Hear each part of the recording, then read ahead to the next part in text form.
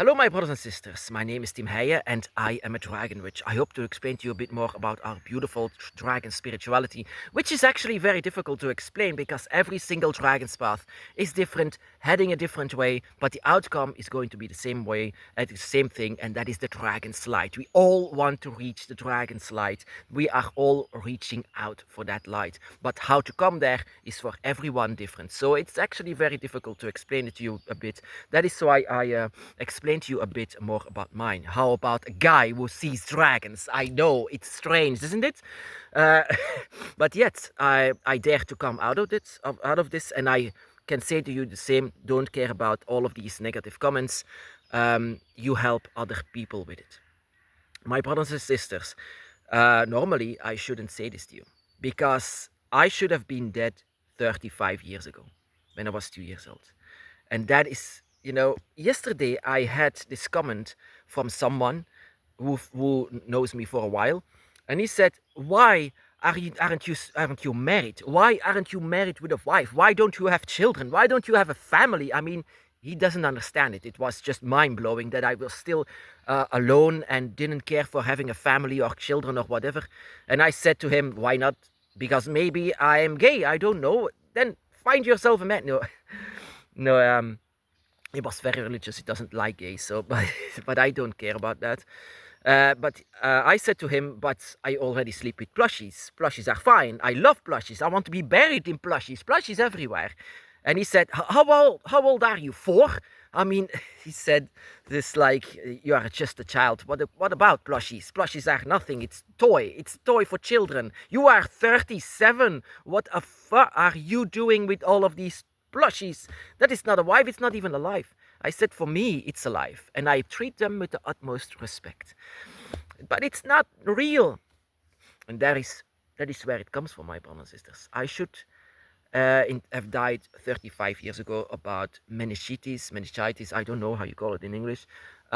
Brain, in my brain. And that is where it comes from.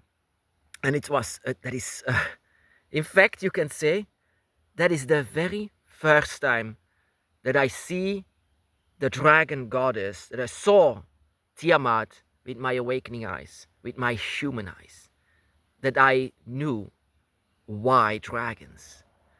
It was when I was 2 years old and I had this meningitis, very bad case, very horrible. Actually, I was supposed to die. My fever was extremely high, actually deadly high. And the doctor just didn't understand what was going on because, yeah, I mean, it was a very bad case of it. Went to the hospital, and that for 2 weeks I didn't allow anyone in my room where I was sick and with high fever, and only my dad was allowed to come in. I don't know why, but now I see, because my dad actually really raised me, not my mother, not anyone else, but my dad was the one that really cared for me for the rest of my life. I didn't know this when I was 2 years old, but I was screaming my lungs out. Everyone else that comes in, even my mom wasn't allowed to come in, only my dad. It was, yeah, I was really, really struggling, really, really a pain everywhere. I was screaming, as it seems, until the last day. And that really stayed with me. That last day that I was sick, doctors gave up on me, and everyone gave up on me. Even my family gave up on me. Even my mother, even my dad said could be the last days, and that our son will die. And yeah, that and the story was that they did a last effort actually to save my life and put me inside of a scanner to examine it for just the last time, you guess.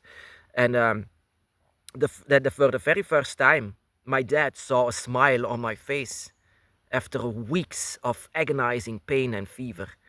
And it was a smile that my dad saw on my face. And I was seeing something in front of me, even though my dad didn't see anything. But I was reacting for something that stood in front of me. And that is where it comes from. My brothers and sisters, my dragon spirituality is not empty. It is not coming out of nowhere. It has a story to tell. And that is eventually what I also understand from this. I need to tell you this, my brothers and sisters, that you are also a child of Tiamat. And I am convinced that I saw Tiamat that night in that hospital room, that she was reaching out for me, taking care that I was healed. The doctors didn't understand anything. From one moment to another, I was healed. No more fever and happy face. And I was always reaching out, always, but it was getting further. And I'm convinced that I saw Tiamat that moment. But I wanted to go with her. I wanted to go along with her. That is what it seemed. That is what my dad said, that I really wanted to let her hold me. I mean, that was it. I mean, I wanted to hold her, and that is what I could see inside of dreams and visions as well, that I wanted her to take me along with her. But eventually, there is still something that needs to be done here. You can say, my brothers and sisters, I don't care about this story in this world. I don't care that I'm going to tell you anything. I mean, what do I actually say to this world? That dragons are real, that dragons exist, and that is, of course, my message that I have from the dragons is, for example, leave the animals alone, let the animals in peace. My story says and is led to, yeah, there is nothing draconic or beautiful or peaceful about a slaughterhouse or hunting animals. Just leave them alone, because I more than understand inside of my dragon's path what it is to not be human, so let them be alone. And inside of that hospital room, I am convinced that I saw Tiamat. She saved my life, even though I might not wanted it, because later on she saved my life on several occasions, again and again. Because that my life was several moments in my life, it was in danger. And then, of course, my dad, my dad it was, he handed over me my dragon plush. And I was so like, I was exploding with joy, and I was holding it, squeezing the life out of it. And it's from then on, I never slept anymore without a dragon plushie. A dragon, I mean, I need to hold that image of Tiamat always before I go to sleep. I want to see her image before I go to sleep, for letting be, I mean, letting me having the feeling to be safe. So it doesn't come out of nowhere, this dragon spirituality. Sometimes inside of visions and dreams, I can see her again, and I know that I saw her when I was just 2 years old. And I'm going to say this to you, my brother or sister. My message really for you is to say that she is real. The dragon goddess is real, and that is our light. That is our light to reach out to. That is our spiritual path. That is everything that is ours. Of course, it's not for everyone. That is not what I'm saying. That all of humanity needs to bow down before Tiamat. No, only her children. Her children are worth it that she comes to you. And yeah, that is why I say this is not just I don't I don't like it when people see this as some kind of a role play game or fantasy.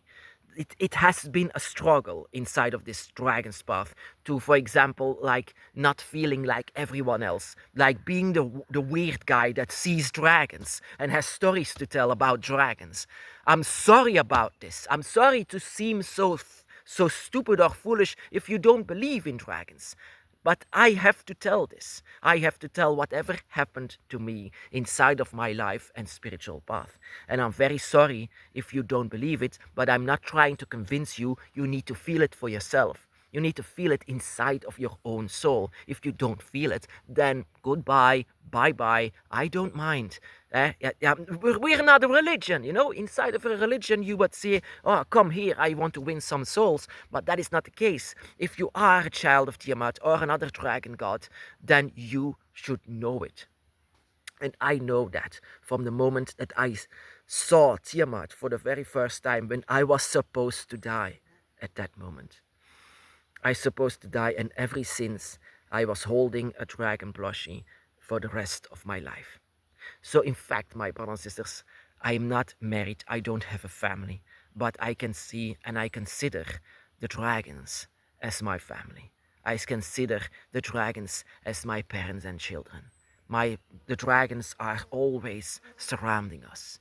All children of Tiamat, the dragon goddess, the great goddess. That is why I sometimes don't understand how people can mix their path of the dragon, because there is no one, nothing, no one, not a god, nothing at all higher than Tiamat. So it's not that the dragon can lead you to another religion or spirituality, because this is our path, this is our goal. There are so many different lights, so many different energies from every single human or animal that they need to reach out to. I found where we need to reach out to, that some of us are children of the dragon, and that we need to reach out for whatever created us. Whatever created them is not that I know of, and it's nothing that I should interfere, but I interfere in this.